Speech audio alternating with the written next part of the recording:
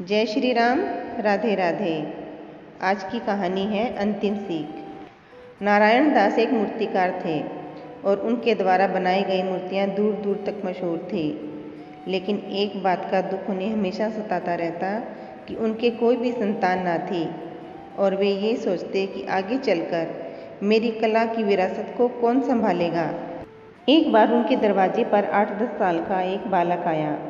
उस टाइम नारायण दास खाना खा रहे थे। लड़के की ललचाई नज़रों को देखकर नारायण दास समझ चुके थे कि ये भी भूखा है। उन्होंने उसको अंदर बुलाया और भरपेट भोजन करवाया और फिर उस लड़के का परिचय पूछा। लड़के ने बताया कि वो पास ही के गांव का है। हैजा फैलने के कारण उसके माँ बाप की मृत्यु हो गई और अब वो अनाथ है और अकेला है। नारायण दास को उस पर दया आ गई और उन्होंने उसे अपने पास रख लिया। अब कलाधर भी नारायण दास की खूब सेवा करने लगा। काम से फ्री हो जाता तो नारायण दास के पैर दबाता और नारायण दास को काम करते हुए बड़े ध्यान से देखता। कभी बाहर से पत्थर ले आता और उन पर छेनी हथौड़ा चलाता। एक बार नारायण दास ने उसे ऐसा करते हुए देख लिया और उन्होंने सोचा कि बच्चे में लगन है और मुझे इसे ये काम सिखाना चाहिए। अब उनकी चिंता का समाधान हो चुका था। उन्होंने समझ लिया था कि मैं अपनी कला इस बच्चे को दे जाऊंगा। नारायण दास ने कलाधर को बड़े ही मन से मूर्ति कला सिखाई। धीरे धीरे वह दिन भी आया जब कलाधर भी मूर्तियां बनाने में माहिर हो गया। लेकिन समय किसी को अमर होने का वरदान नहीं देता। एक दिन नारायण दास बीमार पड़ गए और कलाधर ने गुरु की जी जान से सेवा की, पर उनकी बीमारी इतनी बढ़ गई कि एक दिन उनको तेज बुखार हो गया। कलाधर उनके माथे पर गीली पट्टी दे रहा था। गुरु ने कलाधर से कहा कि कला की ऊंचाई का कोई अंत नहीं। कारीगरी में कोई दोष निकाले तो बुरा नहीं मानना और अपनी कला पर कभी अभिमान मत करना। ये कहते हुए उन्होंने अपने प्राण त्याग दिए। कलाधर अपने माता पिता की मृत्यु पर इतना नहीं रोया जितना वह गुरु की मृत्यु पर रोया। धीरे धीरे पुराने जीवन में लौट आया और मूर्तियां गढ़नी शुरू कर दी। एक दिन उसके दरवाजे पर एक साधु महाराज पधारे। उन्होंने कलाधर को भगवान वासुदेव के बाल स्वरूप की मूर्ति बनाने को कहा। कलाधर ने साधु महाराज से 1 महीने का समय मांगा। साधु महाराज को इतना लंबा समय लेने के लिए काफ़ी आश्चर्य हुआ, परंतु वे चुप रहे। 1 महीने बाद जब वो आए तो भगवान वासुदेव की मूर्ति देखकर दंग रह गए। साधु के मुख से निकला, वाह क्या खूब, बोलो तुम्हें क्या मजदूरी चाहिए। कलाधर बोला, घोर पाप, महाराज केवल आशीर्वाद दीजिए। साधु ने कहा, मेरा आशीर्वाद है कि तुम देवलोक के लोगों की वाणी समझ सकोगे।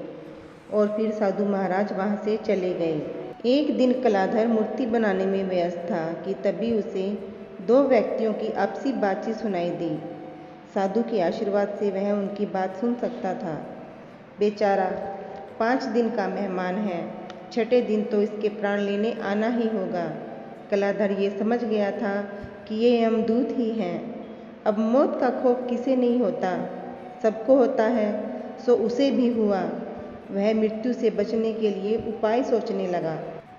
कलाधर ने हूबहू अपने जैसी 5 मूर्तियां बनाई और 6ठे दिन वह उन मूर्तियों के बीच में सांस रोककर स्थिर बैठ गया। यमदूत आए और बुरी तरह से भ्रम में पड़ गए कि इनमें से असली कौन है और नकली कौन है। वे उसे पहचान नहीं पाए और खाली हाथ लौट गए। यमदूतों को खाली हाथ आया देखकर यमराज के क्रोध की कोई सीमा ना रही। वे गरजे और बोले, मेरा आज तक कोई दूत बिना प्राण लिए नहीं लौटा, तुम कैसे आ गए? जाओ, जैसे भी हो उस मूर्तिकार के प्राण लेकर आओ। यमदूत वापस कार्यशाला पहुँचे। अब भी वह उसे पहचान नहीं पाए। अचानक एक दूत के दिमाग में एक युक्ति सूझी। उसने अपने साथी से कहा, वाह क्या मूर्ति बनाई है। फिर भी मूर्तिकार है बेवकूफ़। इस मूर्ति की एक आंख बड़ी और दूसरी छोटी बनाई है, दूसरी मूर्ति में अंगूठा ही नहीं। कलाधर से अपनी कला में दोष सहन नहीं हुआ और वह अपने गुरु की अंतिम सीख भी भूल गया। कलाधर जोर से चिल्ला पड़ा, झूठ, दोनों आंख बराबर है। उसकी आवाज़ डूबती गई, गर्दन एक और लुढ़क गई। यमदूत उसके प्राण लेकर जा चुके थे। जीवन के अंदर अगर गुरु अच्छा हो या फिर हमें समझाने वाला इंसान बेहतर हो तो व्यक्ति तरक्की की सीढ़ियाँ चढ़ते जाता है। अगर हम गुरु की बातों को नहीं मानते तो खुद के पैरों पर कुल्हाड़ी मारने का कार्य करते हैं। इसलिए जब भी आपको कोई अच्छा सिखाए, चाहे वह गुरु हो या फिर माता पिता, उनकी बातों को ध्यान से सुने और उन्हें सच्चाई के साथ अपनाएं।